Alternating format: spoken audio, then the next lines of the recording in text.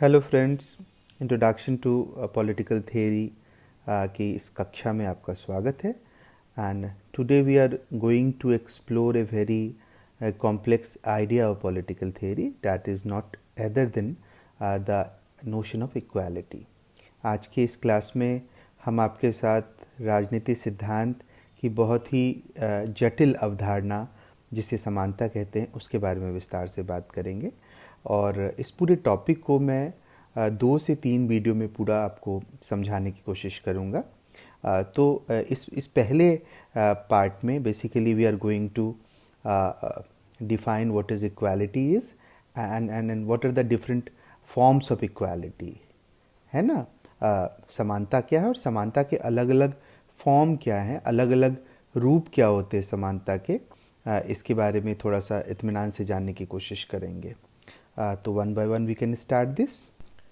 Second slide में आप देख सकते हैं कि हमने फॉर्मेट बताया है कि हम क्या इस नोट्स में किस तरह से आगे बढ़ रहे हैं। तो हम लोग इंट्रोडक्शन से पहले स्टार्ट करते हैं।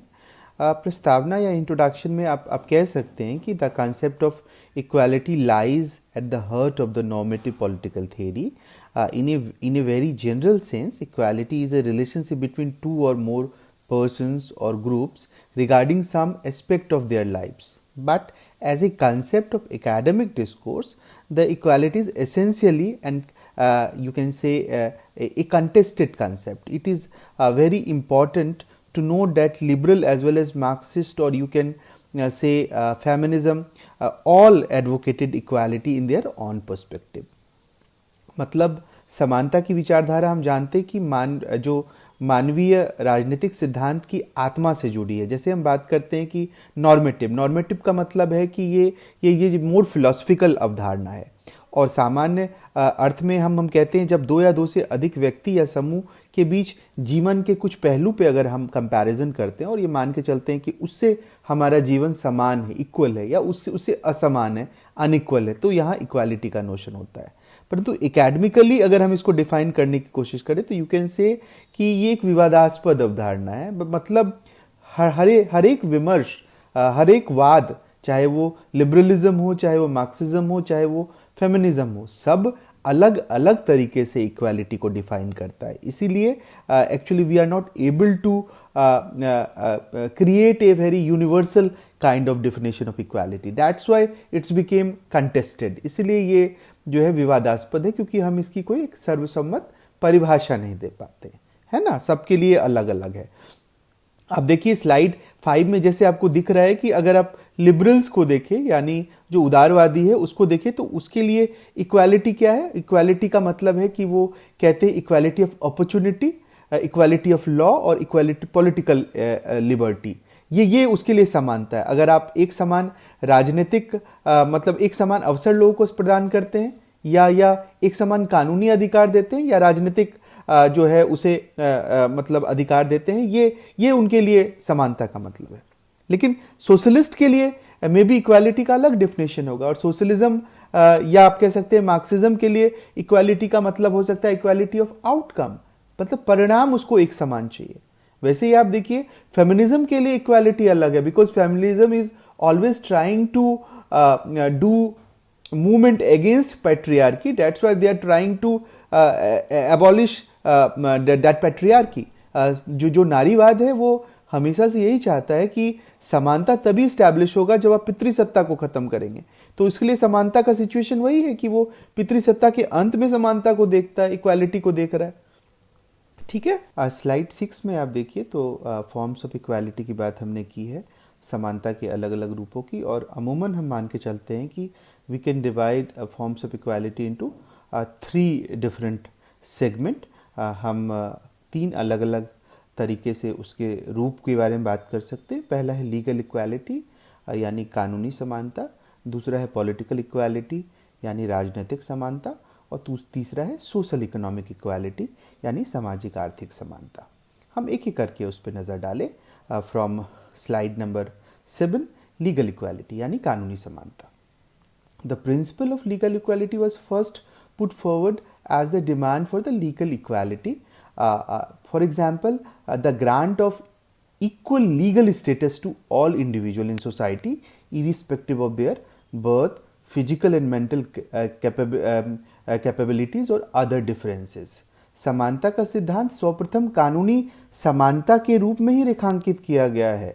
मीन्स इसका मतलब है कि जन्म, शारीरिक या मानसिक अक्षमता या अन्य कोई अंतर हो व्यक्ति में, उसके बावजूद सभी लोगों को एक समान कानूनी समानता मिले। मतलब कानून के नज़र में सभी लोग एक समान हैं।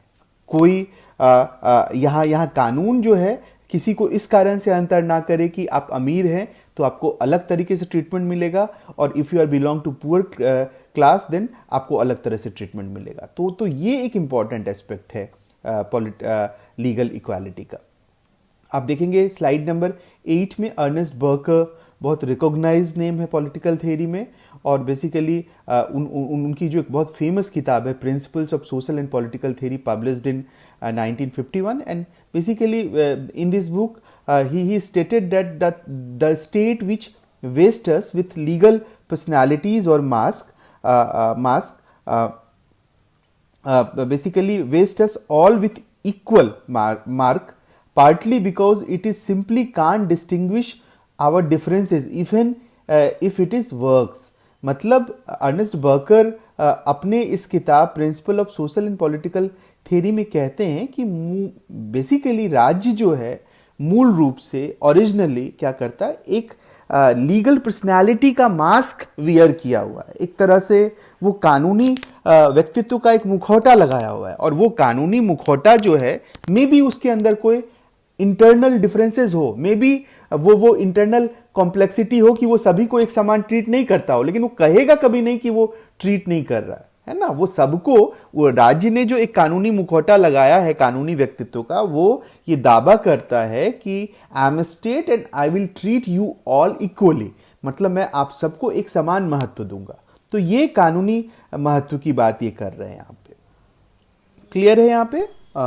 Next important aspect of equality is political equality. राजनीतिक समानता अगला बहुत महत्वपूर्ण पक्ष है समानता का, और हम कह सकते हैं कि political equality denotes the equality of political rights of the citizens. It implies the rights to be represented in decision making bodies on an equal footing. For example one man one vote one value. मतलब जो राजनीतिक समानता है वो मान के चलता है कि जो सभी नागरिक हैं उनको एक समान राजनीतिक अधिकार होने चाहिए। और वो जब हम कहते हैं एक समान राजनीतिक अधिकार, उसका सिंपल मतलब होता है कि प्रत्येक व्यक्ति को एक वोट और उसके एक वोट का एक मूल्य होना चाहिए। ऐसा नहीं है कि आपको जो वोट आपके जो वोटिंग के राइट्स हैं वो कम हैं अंबानी अडानी से। सबको इक्वल पॉलिटिकल राइट्स हैं। That is actually indicating political equality. ये राजनीतिक समानता है। It also postulated that nobody will be barred from holding political offices on the ground of religion, race, caste, sex और प्लेस ऑफ बर्थ एटसेट्रा। ये जब हम कहते हैं राजनीतिक समानता, तो ये बात भी इस बात को भी रखता है कि किसी भी व्यक्ति को जाति, लिंग, धर्म, सेक्स या जन्म स्थान के आधार पर उसको राजनीतिक अधिकार से वंचित नहीं कर सकते हैं। तो अपने आप में राजनीतिक समानता बहुत व्यापक है। स्लाइड 11 में आप देखिए, the doctrine of political equality is drive from the general belief that man is such a rational being capable of political judgment irrespective of his physical and mental capabilities, education and wealth etc. राजनीतिक समानता का सिद्धांत इस भावना से भी प्रेरित है कि मनुष्य अपनी शारीरिक और मानसिक क्षमताओं, शिक्षा, धन आदि में अगर मान के चलिए कि असमान है, किसी के पास शिक्षा अधिक है, किसी के पास कम है, लेकिन ये तकाजा नहीं है पॉलिटिकल इक्वालिटी के तहत जो है आप किसी के साथ खराब व्यवहार करें। मतलब सबसे इंपॉर्टेंट चीज है कि we all are rational being. हो सकता है हमारी शारीरिक और मानसिक कैपेबिलिटी अलग अलग हो सकता है हमारे पास एजुकेशन अलग अलग हो सकता है किसी के पास पैसा हो, किसी के पास पैसा ना हो, लेकिन सभी जो है वो रैशनल बीइंग है। ये एक इंपॉर्टेंट एलिमेंट है इसका। The demand of political equality और units along with that of legal equality they were undifferentiated in the beginning.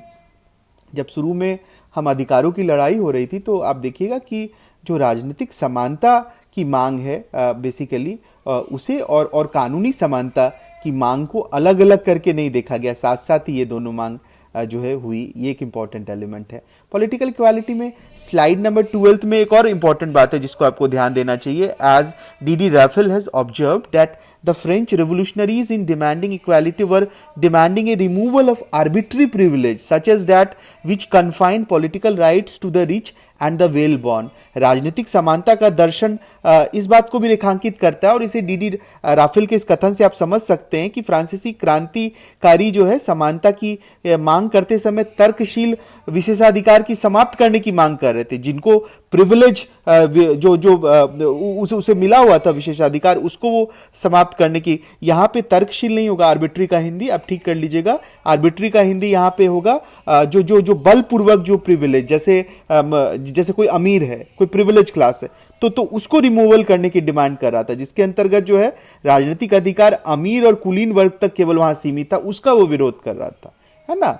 And you can also add here the notion of political equality also linked with the notion of democratization। जैसे ही हम राजनीतिक समानता की भावना की बात करते हैं तो वो लोकतांत्रिकरण से भी जुड़ा हुआ है। लोकतांत्रिकरण का मतलब सिंपल मतलब है कि अकाउंटेबिलिटी से, मतलब जब आप कहते हैं कि डेमोक्रेटाइजेशन मतलब आप जो डिमांड करते हैं ज़्यादा से ज़्यादा भागीदारी की, आप ज़्यादा से ज़्यादा मांग करते हैं जवाबदेही की, अकाउंटेबिलिटी की, और ये सब होता है तो उससे आपका सेटिस्फेक्शन बढ़ता है। जैसे ही सेटिस्फेक्शन बढ़ता है आपका डेमोक्रेटाइजेशन का प्रोसेस जो है उसे इन्हांस होता है। ठीक है। Next one is in slide number 13, social economic equality, and whenever we are trying to define social economic equality we have to understand what is social and economic inequality। अगर हम सामाजिक आर्थिक समानता को समझना चाहते हैं तो हमें समझना पड़ेगा कि सामाजिक और आर्थिक असमानता क्या है ना। तो बेसिकली आप जानते हैं, पहले हम एक एक करके बात करते हैं। सोशल इनइक्वालिटी यानी सामाजिक असमानता का सिंपल मतलब है, आप जानते हैं समाज में अलग अलग लोग जब अलग अलग जाति के आधार पे, अलग अलग धर्म के आधार पे जब बटे हैं तो एक तरह से सामाजिक असमानता स्थापित होती है, सोशल इनइक्वालिटी इस्टेब्लिश होती है। उसी तरह सोसाइटी में लोग अगर इकोनॉमिक तरीके से, आर्थिक रूप से हम जानते हैं कैपिटलिस्ट और वर्किंग पुअर के बीच किस तरह से डिवाइड है, किस तरह से रिच और पुअर और कैपिटलिस्ट वर्किंग क्लास के बीच लोग डिफाइंड है। तो ये जो है आर्थिक असमानता पैदा करती है। तो अगर आप सामाजिक और आर्थिक असमानता देखते हैं, सोशल और इनइक्वालिटी और इकोनॉमिक इक्वालिटी को देखते हैं, तो उसको हटाना जो है वो सोशल और इकोनॉमिक इक्वालिटी है। तो हम क्या करेंगे भैया, तो social within social equality, if I want to establish economic equality, so definitely we have to distribute economic resources equally. जो आर्थिक संसाधन है उसको अगर हम एक समान तरीके से सबको बांटे तो कुछ लोग कहते हैं आर्थिक समानता स्थापित होगी। उसी तरह सामाजिक जो रिसोर्सेज हैं, like Prestige, like equal treatment, like fraternity, ये सब अगर हम बहाल करेंगे तो डेफिनेटली उससे भ्रातृत्व, बंधुता, एक दूसरे के साथ अच्छी तरह से पेश आए। तो वो करने से हम क्या करेंगे, ये इसको आप सबको सोशल रिसोर्सेज मान के चल सकते हैं। तो उससे इक्वल डिस्ट्रीब्यूशन जो है स्टैब्लिश होगा और सोशल इक्वालिटी यानी सामाजिक समानता स्थापित होगी। ठीक है ना। स्लाइड का अगला हिस्सा बहुत इंपॉर्टेंट है। जब आपने सारे फॉर्म्स देख लिए, मतलब legal, political, social and economic equality, तब अगला सवाल यही है कि why do you want to create equality. और इसको पॉलिटिकल थ्योरी के लैंग्वेज में कहे तो हम कहते हैं व्हाई इक्वलाइज, समानता की ज़रूरत हमें क्यों है। तो इस तरह के क्वेश्चन को जब आप व्हाई जैसे सवाल को पुट करते हैं, then your question became more argumentative. और इस क्वेश्चन का जवाब देने की कोशिश करते हैं professor Ashok Acharya, one of the leading political scientist. और वो कहते हैं basically there are 4 arguments behind this. जब हम कह रहे हैं कि समानता हमें क्यों चाहिए तो उसके पीछे 4 वो तर्कों को सुझाते हैं। पहला जो तर्क है वो कहते हैं कि equality sometimes required in order to be fair, मतलब हम निष्पक्षता कायम करने के लिए भी समानता की हमें ज़रूरत होती है। भैया निष्पक्षता का क्या मतलब है यहाँ, तो वो कहते हैं कि it is unfair say to award unequal marks or grades to 2 equally talented students who have performed identically in their examination। मतलब एक परीक्षा में समान रूप से प्रतिभाशाली 2 छात्र हैं और एक जैसा प्रदर्शन कर रहे हैं, लेकिन हम उसके साथ अगर असमान व्यवहार करें तो ये अच्छा नहीं है ना। तो कई बार इसलिए हमें समानता जरूरत होती है क्योंकि हम फेयरनेस को जस्टिफाई करें।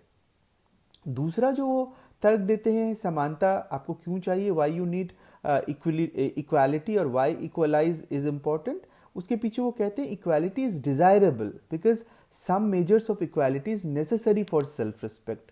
कुछ मात्रा में समानता आत्मसम्मान के लिए जरूरी होता है।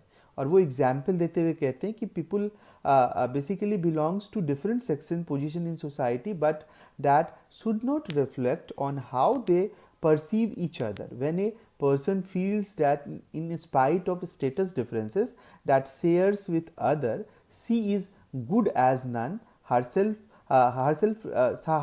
self respect in danger. यह मुमकिन है कि समाज में लोग अलग अलग पदों या स्थिति पर हो, लेकिन एक दूसरे के प्रति उनके व्यवहार में यह नहीं दिखना चाहिए। मान लीजिए हैसियत में अंतर होने के कारण कोई महिला अगर ये महसूस करती है कि दूसरे की तुलना में उसकी स्थिति अच्छी नहीं है, तो ये एक दरअसल उसके सेल्फ रिस्पेक्ट के लिए खतरा है। सो बेसिकली जो है सेल्फ रिस्पेक्ट को बनाने के लिए भी जो है समानता की जरूरत होती है।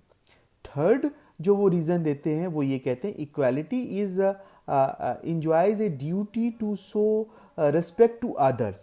Person's self-respect not only things that matters but how one treat others is also important. समानता के साथ यह कर्तव्य भी जुड़ा हुआ है कि दूसरों के प्रति सम्मान दिखाया जाए। सिर्फ यही महत्वपूर्ण नहीं है कि लोगों के पास अपना सम्मान बनाए रखने की क्षमता होना चाहिए, मतलब आपके लिए जैसे सेल्फ रिस्पेक्ट जरूरी है वैसे अदर रिस्पेक्ट भी जरूरी है, और अदर रिस्पेक्ट भी समानता के पेरिफेरी को बड़ा करता है। और आपने देखा कि समानता से आप फेयरनेस लाना चाहते हैं, समानता आपके सेल्फ रिस्पेक्ट को बढ़ाता है कुछ मात्रा में, समानता अदर के रिस्पेक्ट को बढ़ाता है। उसी तरह जब आप ये सब कुछ कर रहे हैं, मतलब in totality equality is necessary to foster fraternity. Equality or conditions of equality induced some measures of solidarity among the inhabitants of society. Why they of removing systematic barrier to social intercourse. Most commuters in buses and on trains don't worry about the caste or